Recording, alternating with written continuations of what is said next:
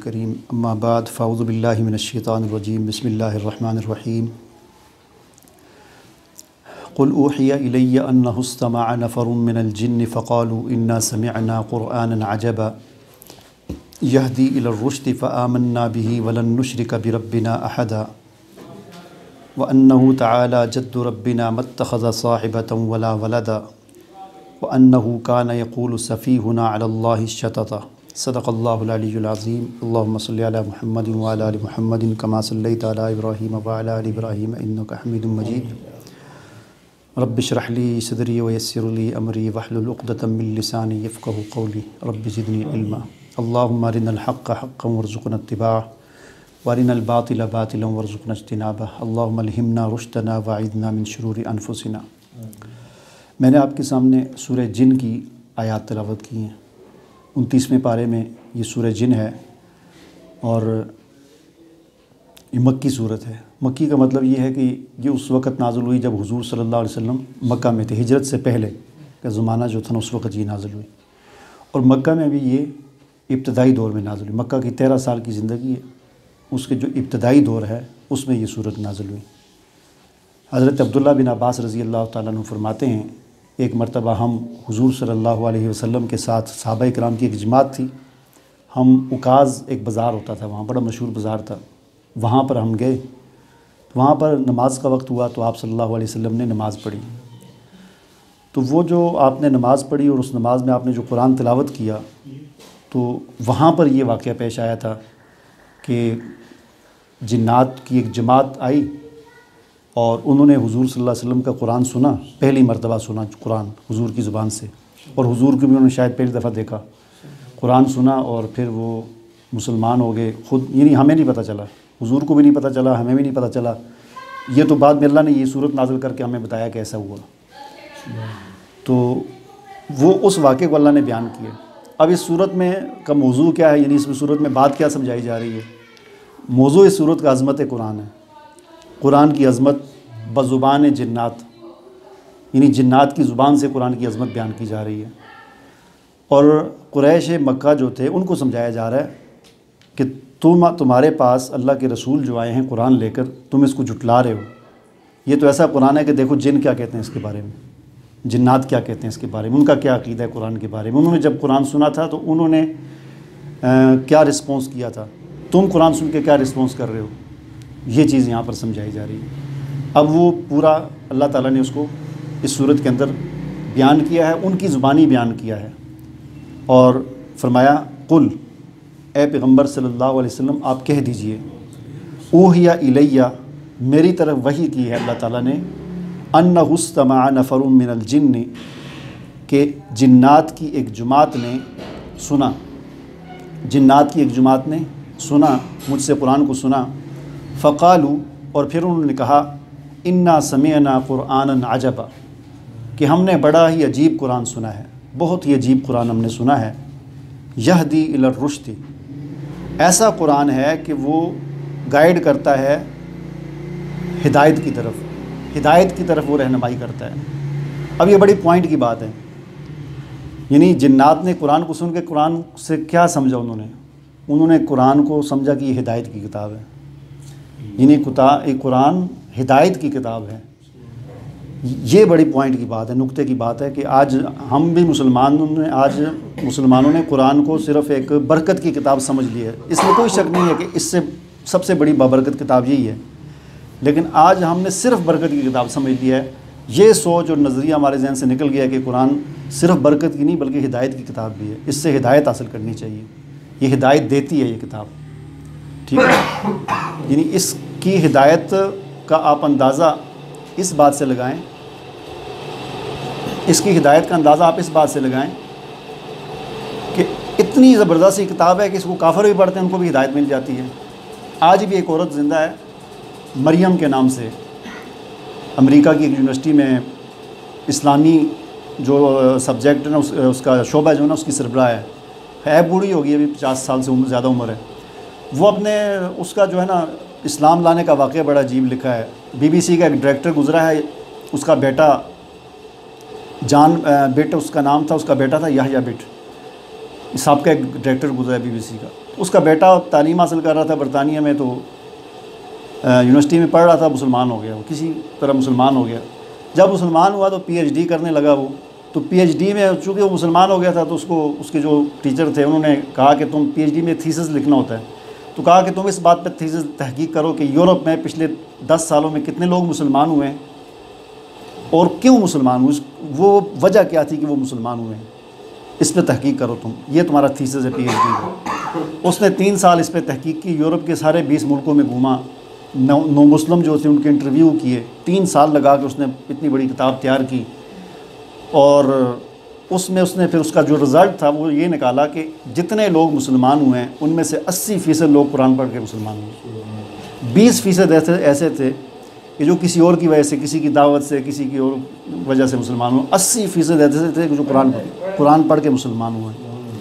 اس میں سے پھر اس نے ایک وہ مریم کا واقعہ لکھا کہ میں نے اس کا انٹرویو کیا، تم کیسے مسلمان ہوئی ہو، تو اس نے کہا کہ میں جب اسٹوڈنٹ تھی اسپین میں تو یونیورسٹی میں اپنے ہاسٹل میں بیٹھی ہوئی تھی، اس وقت ریڈیو ہوتے تھے، آج سے 30 سال 40 سال پہلے، تو میں ایسے گھما رہی تھی ایک جگہ پر ایک آواز آتی تھی، اردو تلاوت تھی، وہ کہتی ایک آواز آتی تھی تو مجھے نا سمجھ نہیں آتی تھی، لیکن میرے ادھر لگتی تھی، ایسے ہوتا تھا، میرے ایسے دل میں لگتی تھی، کیونکہ ہر انسان فطری طور پر مسلمان ہوتا ہے، وہ بعد میں اس کے گھر والے یہودی عیسائی وہ بنا دیتے، تو ایمان کی چنگاری دل کے اندر ہوتی ہے، تو ایمان کی چنگاری ہوتی ہے، تو وہ جب قرآن سنا نا تو اس کے ساتھ ٹچ ہوتی تھی تو اندر سے ایسے ہوتا تھا دل میں، تو وہ کہتی مجھے وہ جب سنتی سمجھ نہیں آتی تھی لیکن میرا دل کرتا تھا اس کو سنوں میں، تو میں سنتی رہتی تھی۔ پھر آخرکار کئی دنوں کے بعد میں نے کہا پتہ تو کروں یہ چیز کیا ہے، پھر میں نے اسٹوڈنٹ سے پوچھا یہ کیا ہے، ایک سے پوچھا نہیں پتہ، کرتے کرتے پتہ چلا، ایک نے کہا جی یہ کوئی ایک مسلمان ان کی کوئی کتاب ہے یہ، اس سے میں نے رابطہ کیا، مسلمان کو میں نے سنایا، آپ سنو یہ کیا ہے، اس نے سنا، اس نے کہا یہ تو ہمارا قرآن ہے، تو اس نے کہا یہ قرآن کیا چیز ہوتی ہے، تو اس نے کہا یہ ہماری کتاب ہے، اس نے کہا مجھے لا کر دو، تو اس نے انگریزی کا ترجمہ جو تھا نا اس کا فرینچ وہ لا کر اس کو دیا، تو اس نے پڑھا، اول سے آخر تک پورا اس نے اپنا فرینچ میں اس کو قرآن کو پڑھا، پورا اس کا مطالعہ کیا، مطالعہ کرنے کے بعد اس نے کہا اس طرح مزہ نہیں آتا، اس طرح مزہ نہیں آتا، کسی بھی چیز کو اس کی اپنی زبان میں جب تک نہ پڑھا جائے نا مزہ نہیں آتا۔ تو اس نے اسی وقت وہاں سے اپنی تعلیم اس یونیورسٹی سے مکمل کی اور مصر الازہر یونیورسٹی چلی گئی، اور مصر میں وہاں 3 سال کا عربی کورس میں داخلہ لیا، صرف اس لیے کہ میں قرآن کو اس کی اپنی زبان میں پڑھنا چاہتی ہوں۔ 3 سال میں اس نے عربی گرامر کورس کر کے عربی زبان سیکھ کر پھر اس نے قرآن کو پڑھنا شروع کیا، کہا کہ پھر میں نے قرآن پڑھا تو مجھے قرآن نے مسلمان کر دیا۔ تو قرآن تو ایسی کتاب ہے کہ ہدی للناس، انسانوں کو ہدایت دیتی ہے۔ تو جنہوں نے کیا کہا یہدی الی الرشد، یہ ہم نے ایک ایسا عجیب قرآن سنا ہے کہ جو گائیڈ کرتا ہے، رہنمائی دیتا ہے ہدایت کی طرف۔ یہ چیز آج ہمارے ذہنوں سے نکل گئی ہے، ہم کہتے ہیں یہ صرف برکت کی کتاب ہے، ہم نے اس کو صرف یہ سمجھ رکھا ہے کہ بس جی بیٹی کے ساتھ جہیز میں دے دیا، یا کسی دکان کا افتتاح ہے تو وہاں پر پڑھ لیا، یا گھر میں برکت کے لیے پڑھ لیا، ٹھیک ہے اس میں انکار نہیں ہے، اس سے بڑھ کر کوئی بھی چیز نہیں ہے، گھر میں پڑھتے ہیں برکت بھی ہوتی ہے سب، لیکن اصل اس کی نزول کا جو مقصد ہے وہ ہدایت ہے۔ پھر کیا ہوا فآمنا بہ، ہم نے اس قرآن کو سنا، جنہوں نے کیا کہا ہم نے قرآن سنا اور ہم ایمان لے آئے، ولن نشرک بربنا احدا، ہرگز ہم اپنے رب کے ساتھ آئندہ کسی کو شریک نہیں کریں گے۔ اس سے پتہ چلا کہ وہ جنوں کی جو جماعت تھی وہ مشرک تھی، مشرک جن تھے، تو انہوں نے شرک کرنے سے توبہ کر لی۔ اب یہ حضور نماز پڑھ رہے تھے تو انہوں نے سنا، اب صحابہ کو بھی نہیں پتہ، حضور کو بھی نہیں پتہ، اللہ تعالیٰ بتا رہے ہیں کہ یہ معاملہ ہوا۔ وَأَنَّهُ تَعَالَى جَدُّ رَبِّنَا مَتَّخَذَ صَاحِبَةً وَلَا وَلَدًا، اور جنہوں نے کہا کہ اللہ تعالیٰ تو بڑا ہی جد ربنا، بڑا اعلیٰ ذات ہے، بزرگی والا ہے ہمارا رب، اس کی نہ تو کوئی بیوی ہے نہ اس کی کوئی اولاد ہے۔ یہ جو ہم نے عقیدے گڑھ لیے نا، کوئی کہتا ہے اللہ کی بیوی ہے نعوذ باللہ، کوئی کہتا ہے اللہ کا بیٹا ہے، تو یہ آج ہمیں پتہ چلا کہ یہ کچھ بھی نہیں ہے، اللہ کے ساتھ کوئی بھی شریک نہیں ہے۔ وَأَنَّهُ كَانَ يَقُولُ سَفِيهُنَا عَلَى اللَّهِ شَطَطًا، اور ہمارا جو بیوقوف تھا وہ ہمیں طرح طرح کی باتیں اللہ کے بارے میں کہا جا رہا، اس میں اشارہ کیا انہوں نے ابلیس کی طرف، ہمارا جو بڑا بیوقوف ہے وہ ہمیں پتہ نہیں کیا کیا باتیں بتاتا تھا اللہ کے بارے میں، آج ہمیں پتہ چلا اس کی ساری باتیں غلط ہیں۔ وَأَنَّا ظَنَنَّا أَن لَّن تَقُولَ الْإِنسُ وَالْجِنُّ عَلَى اللَّهِ كَذِبًا، اچھا ہمیں بھی ایک غلط فہمی تھی، جنات کہنے لگے ہمیں بھی ایک غلط فہمی تھی، وہ غلط فہمی ہمیں یہ تھی کہ ہم یہ سمجھتے تھے کہ اللہ کے بارے میں کوئی جھوٹ نہیں بول سکتا، یعنی اللہ، ہم سمجھتے تھے اللہ اتنی عظیم ذات ہے، کسی کو جرت نہیں ہو سکتی کہ اللہ کے بارے میں کوئی جھوٹی بات کرے۔ یہ تو آج ہمیں پتہ چلا کہ لوگ جھوٹ ہی بولتے ہیں اللہ کے بارے میں، اللہ پر بھی جھوٹے الزام لگاتے ہیں کہ اللہ کا بیٹا ہے، اللہ کی بیوی ہے، اللہ کے ساتھ فلاں شریک ہے، فلاں شریک ہے۔ تو پہلے ہم بڑے سادے تھے، ہم سمجھتے تھے یہ جو لوگ بہت باتیں کر رہے ہیں نا اللہ کے بارے میں سارے سچ کہہ رہے ہیں، اللہ کے بارے میں کوئی جھوٹ کر ہی نہیں سکتا۔ آج ہمیں پتہ چلا کہ سب جھوٹ بول رہے تھے اللہ کے بارے میں لوگ۔ وَأَنَّهُ كَانَ رِجَالٌ مِّنَ الْإِنسِ يَعُوذُونَ بِرِجَالٍ مِّنَ الْجِنِّ فَزَادُوهُمْ رَهَقًا۔ ایک اور بات،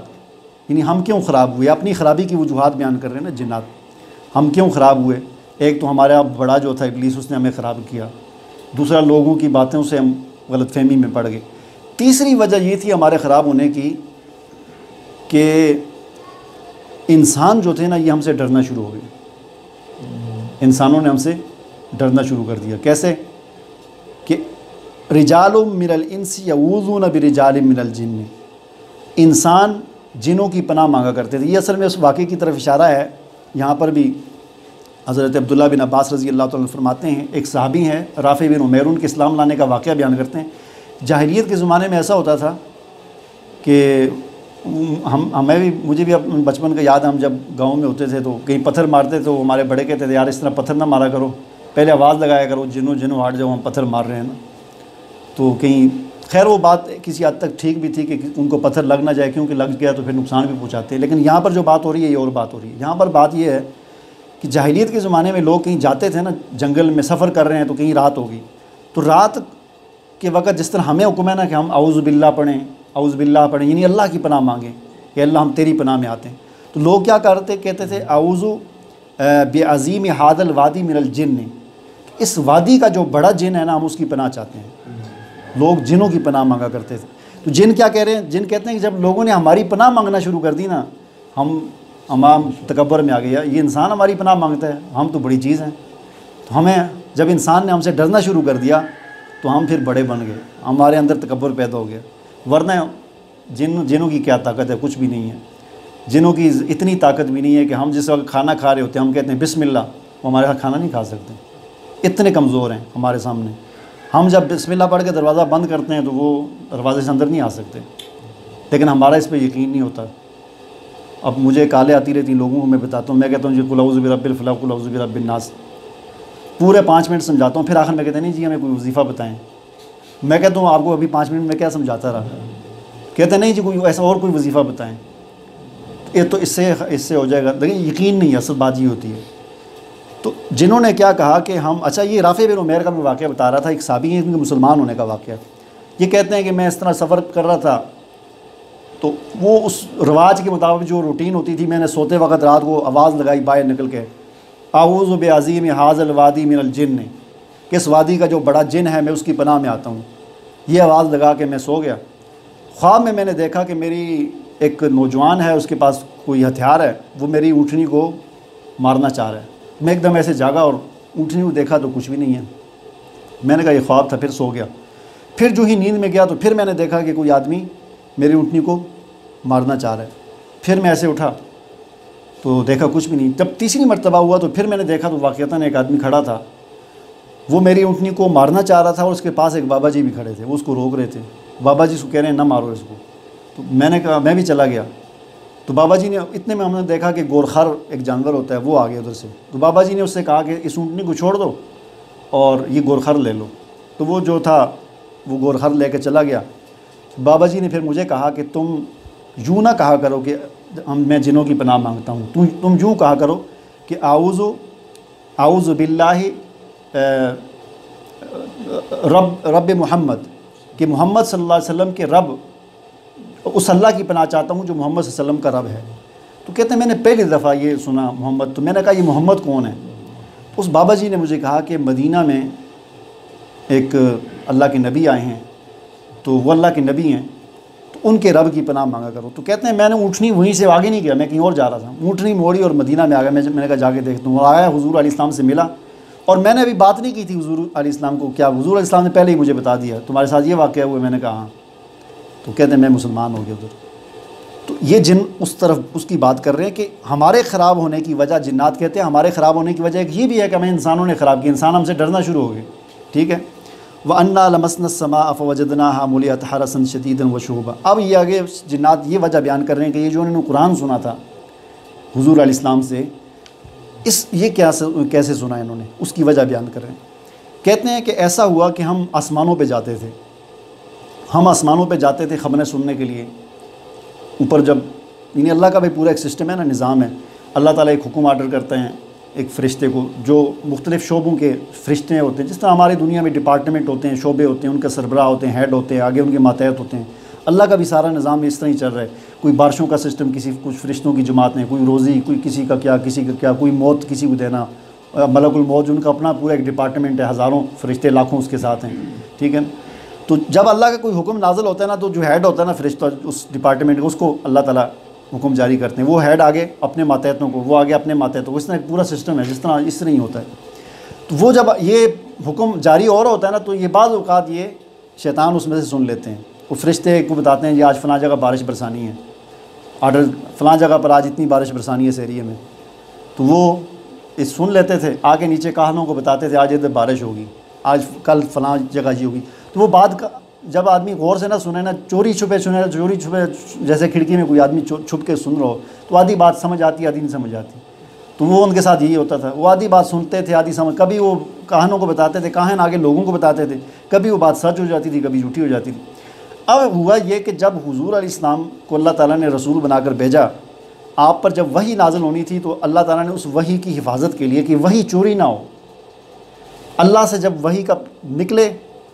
تو حضور علیہ السلام کے سینے تک پہنچنے تک اس درمیان میں یہ وحی چوری نہیں ہونی چاہیے، اس کے لیے سخت پروٹوکول اور سخت حفاظتی انتظامات کیے گئے،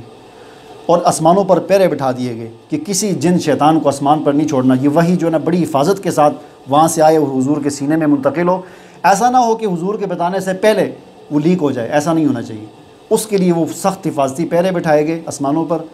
تو یہ جن کہتے ہیں کہ ہم نے جب دیکھا نا کہ آسمانوں پر تو ملئت حرسن شدیدن، سخت سیکورٹی سخت ہے وہاں پر، وہ شہوبن، اور شہاب ثاقب ہم پر برس رہے ہیں، تو ہم بڑے حیران ہوئے کہ یہ کیا مسئلہ ہے۔ ہم نے کہا ضرور کوئی تبدیلی آئی ہے، ضرور کوئی تبدیلی آئی ہے جس کی وجہ سے یہ سارا مسئلہ ہے۔ تو اس میں پھر ہم نے مشورہ کیا جنہوں نے کہ مسئلہ کیا، ہمارا اوپر جانا بند کیوں ہو گیا ہے۔ تو ہمارا جو بڑا تھا، جنات جو تھے انہوں نے کہا تلاش کرو، دنیا میں گھومو، دیکھو کیا مسئلہ، دنیا میں کیا تبدیلی آئی ہے۔ تو وہی تلاش کرتے کرتے کرتے ہم بازار اوقاز میں پہنچے، جہاں پر دیکھا کہ حضور علیہ السلام جو نماز میں قرآن پڑھ رہے تھے، تو ہمیں سمجھ آیا اچھا یہ تبدیلی آئی ہے، یہ وہ تبدیلی ہے۔ تو اب ہمیں سمجھ آیا۔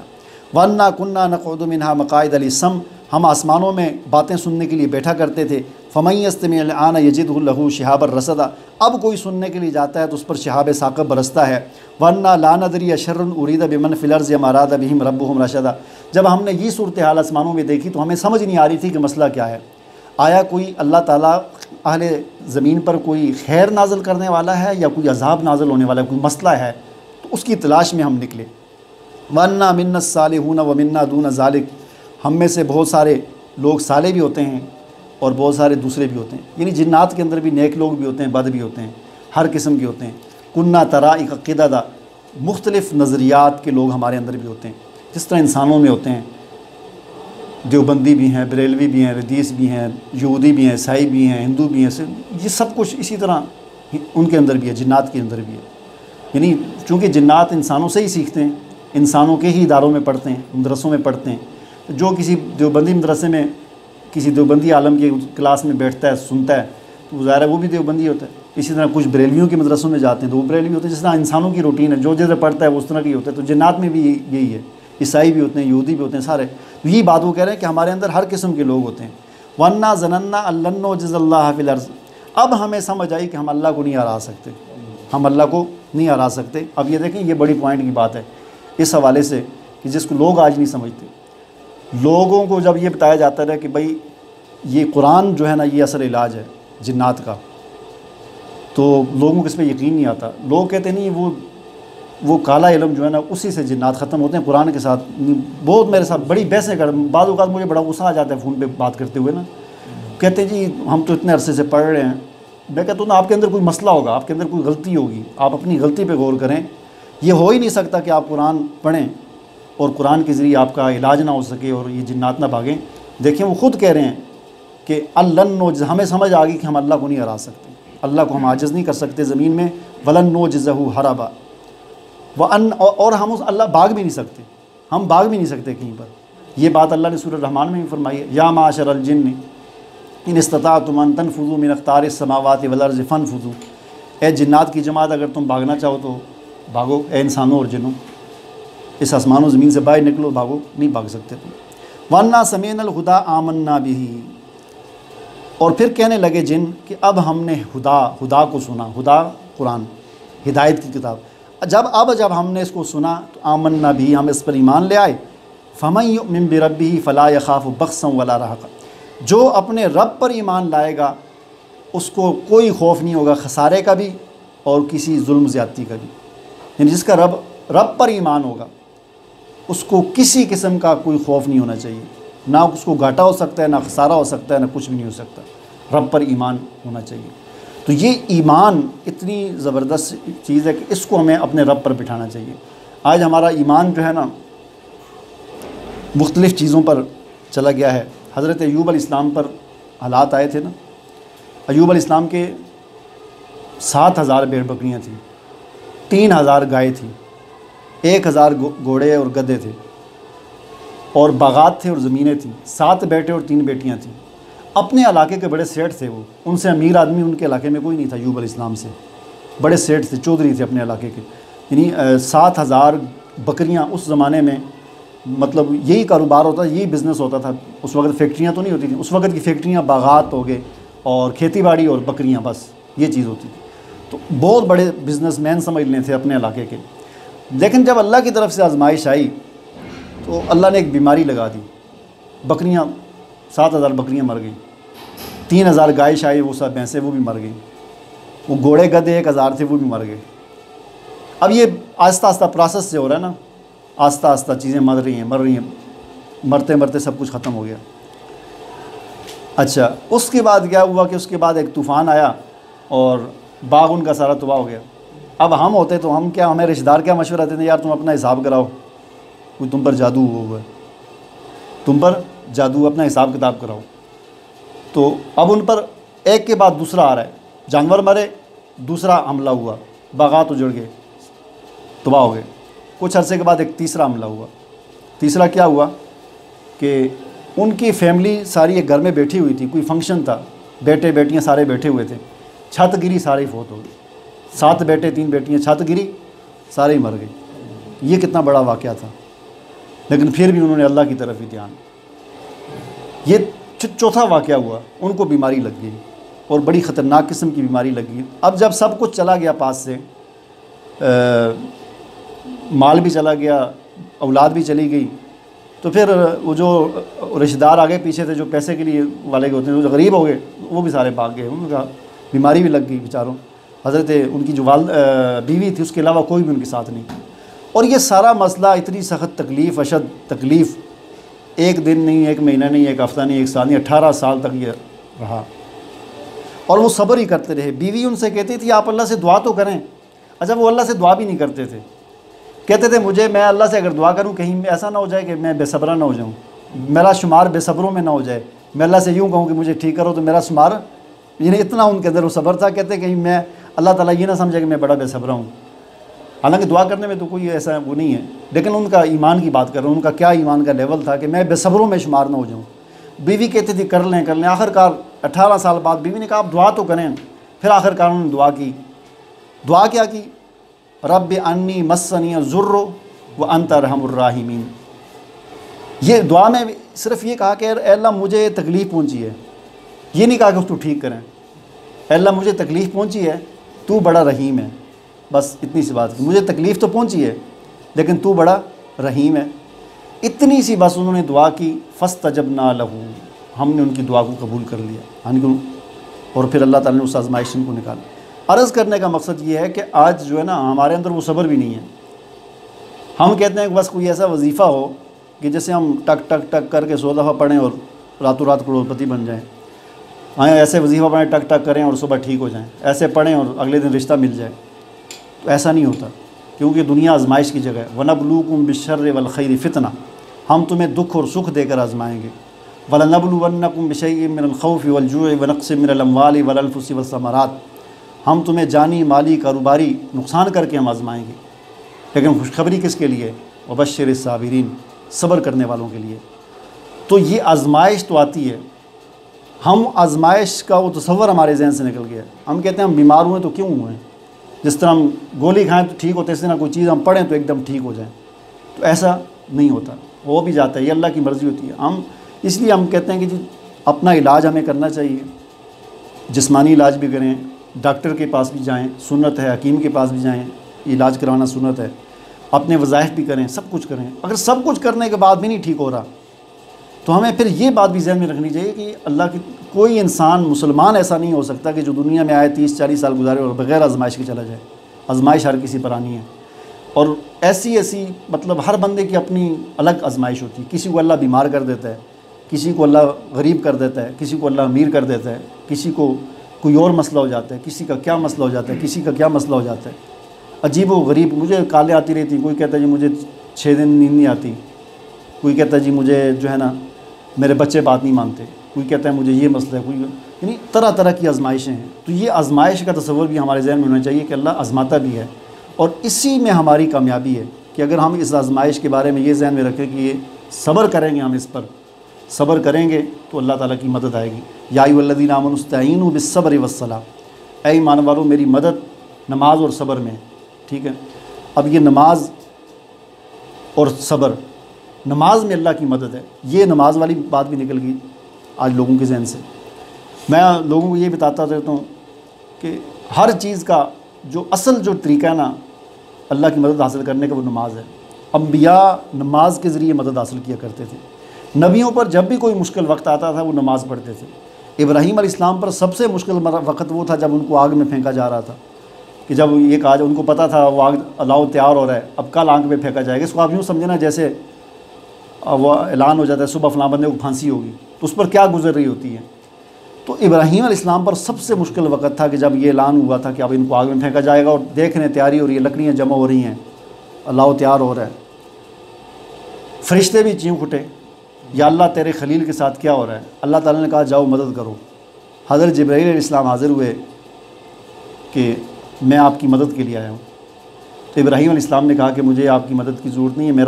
میرا رب مجھے دیکھ رہا ہے، اور نماز پڑھنا شروع کر دی، نماز پڑھنا شروع کر دی۔ اب میں دیکھیں انبیاء کا ایمان دیکھیں اور ہمارا ایمان دیکھیں۔ ہم کہتے ہیں ہم اوروں کے آستانے کی، یعنی ہم بیچ میں واسطہ ڈالتے ہیں، اللہ تک پہنچنے کا واسطہ ڈالتے ہیں، اور واسطے بھی کس کے ڈالتے ہیں؟ ناتواں کمزور انسانوں کے۔ اور ابراہیم علیہ السلام کے ایمان کا لیول کیا ہے کہ ایک طاقتور فرشتہ خود آ کر حاضر ہوتا ہے، کہتا ہے میں مدد کے لیے آیا ہوں، کہتے ہیں مجھے آپ کی مدد کی ضرورت نہیں ہے۔ اور ہم کیا کرتے ہیں؟ ہم کہتے ہیں جی فلاں کے در پہ جاؤ، فلاں کے آستانے پہ جاؤ، اس کے واسطے سے ڈائریکٹ، جی کوئی اللہ کے ساتھ کوئی تعلق نہیں ہے۔ تو یہ مطلب ہماری ایمان کی ایک کمزوری ہے، ٹھیک ہے نا۔ ہمیں اللہ کے ساتھ ڈائریکٹ اپنا رابطہ بنانا چاہیے، اور وہ رابطہ بنتا ہے نماز کے ذریعے۔ اسی لیے ہر نبی نماز کے ذریعے اللہ کی مدد مانگتا تھا۔ حضور علیہ السلام پر بھی مشکل وقت آئے، طائف کا موقع آیا، مکہ کی زندگی، ایک بہت بڑا مشکل وقت آپ کا بدر کا دن تھا کہ آپ 313 کو لے کر نکلے، کوئی ذہن میں ہی نہیں تھا کہ ہماری جنگ ہوگی۔ چلو لڑائی ہوتی، ذہن میں ہوتا نا کہ جنگ کرنے جا رہے ہیں تو کوئی تیاری کر کے نہ آئے، آدمی مائنڈ بنا کے جاتا ہے آگے ہماری جنگ ہوگی، کوئی تلواریں لے کے جاتا ہے، کوئی یہ تو ذہن میں ہی نہیں تھا نا۔ وہ تو گئے تھے کہ وہ 5 آدمیوں کا قافلہ ہے ابو سفیان کا، اس کو ہم نے گھیرنا ہے تاکہ ان کی معیشت پر ذرا ضرب پڑے، تو وہ اس کے لیے گئے، اور آگے ایک دم 1000 کے لشکر کے ساتھ مقابلہ سامنے آ کھڑا ہو گیا، اور مسلح، تلواریں، گھوڑے، اور مائنڈ بنا کے آئے، وہ لڑنے کے لیے آئے ہوئے، پہلے ذہنی تیاری کر کے آئے ہیں، چندہ کر کے آئے ہیں، پیسے اکٹھے کر کے آئے ہیں۔ تو کتنا مشکل وقت تھا۔ تو حضور علیہ السلام نے وہاں پر کوئی پھر اس مشکل وقت سے نکلنے کے لیے کوئی مذاکرات نہیں کیے، کوئی وفود نہیں بھیجے، کوئی ان کی منت سماجت نہیں کی، کچھ نہیں کیا، اللہ اکبر کر کے نماز شروع کر دی، اور اتنا طویل سجدہ کیا کہ صدیق اکبر رضی اللہ تعالیٰ عنہ نے کہا یا رسول اللہ بس اٹھیں، آ گئی اللہ کی مدد، بس کریں آپ۔ تو کہنے کا مقصد یہ ہے کہ نبیوں کا طریقہ یہ تھا کہ اللہ کی مدد نماز سے حاصل کیا کرتے تھے، اس نماز سے بڑھ کر کوئی وظیفہ ہے ہی نہیں ہے۔ صحابہ کرام کا بھی یہی طریقہ تھا، ایک تسمہ ان سے ٹوٹتا تھا تو وہ کہتے تھے اللہ میرا تسمہ ٹوٹ گیا۔ آج ہمیں یہ بات نہیں سمجھ آتی، ہمیں بھی اسی طرح کرنا چاہیے کہ ہمارا اگر موٹر سائیکل کا ٹائر پنچر ہو جائے نا تو اس کے لیے بھی ہم پڑھیں 2 رکعت نفل پڑھیں، اللہ ٹائر پنچر ہو گیا، گاڑی کا ٹائر پنچر ہو گیا، یعنی یہ باتیں کرنی چاہیے اللہ سے. دیکھیں وہ بچہ جو ہوتا ہے نا، چھوٹا سا بچہ، اس کے ساتھ کتنے چھوٹے چھوٹے مسئلے ہوتے ہیں، وہ دوڑ کے امی کو آگے بتاتے ہیں، امی مجھے اس نے مار دیا، امی میری وہ چیز اس نے چھین لی، امی وہ مجھے کھلونا نہیں دے رہا. تو اللہ کے سامنے ہمیں اس طرح بننا چاہیے، چھوٹی چھوٹی باتیں اللہ کو بتائیں، اللہ میرا ساتھ یہ ہو گیا، اللہ میرا یہ ہو گیا، اللہ میرا یہ ہو گیا. جب ہمارا اس طرح کا تعلق اللہ کے ساتھ بنے گا تو پھر ہمارے بڑے سے بڑے مسئلے جو ہیں نا وہ حل ہو جائیں گے. بہرحال جنات نے کیا کہا کہ ہم نے یہ خدا سنا، یہ قرآن سنا تو اس پر ایمان لائے. جو بھی اپنے رب پر ایمان لاتا ہے صحیح واقعتاً جس کا اپنے رب پر ایمان ہوتا ہے تو اسے کوئی خسارہ اور کوئی زیادتی نہیں ہوتی. ورنہ من المسلمون و من القاسطون، ہم میں مسلمان بھی ہیں اور جو ہے ناانصافی کرنے والے بھی ہیں. جو اسلام لایا فاولئک تحروا رشدا واما القاسطون فکانوا لجہنم حطبا وان لو استقاموا علی الطریقۃ لاسقیناہم ماء غدقا. اور فرمایا کہ وان لو استقاموا علی الطریقۃ، جو صحیح راستے پر استقامت کے ساتھ کھڑا رہے گا، جو ہدایت کا راستہ ہے، صحیح راستہ، اس پر جو استقامت کے ساتھ ڈٹا رہے گا، لَأَسْقَيْنَاهُمْ مَاءً غَدَقًا، تو ہم اللہ تعالیٰ فرماتے ہیں ہم اسے ماءً غدقا کا مطلب ہوتا ہے ماء پانی کو کہتے ہیں، غدقا یعنی بھر کے پانی پلائیں گے. مراد اس سے ہے کہ اسے ہم بھرپور روزی دیں گے. جو ہدایت کے راستے پر استقامت کے ساتھ کھڑا ہوگا تو ہم اسے بھرپور روزی دیں گے، ہم خوب سراب ہو کے ہم اسے پلائیں گے. اور لِنَفْتِنَهُمْ فِيهِ وَمَنْ يُعْرِضْ عَنْ ذِكْرِ رَبِّهِ يَسْلُكْهُ عَذَابًا صَعَدًا، اور جو اپنے رب کے ذکر سے اعراض کرے گا، یسلکہ عذابًا صعدا، تو اس کو ہم عذاب کے اندر گھسیٹیں گے. ذکر کیا چیز ہے؟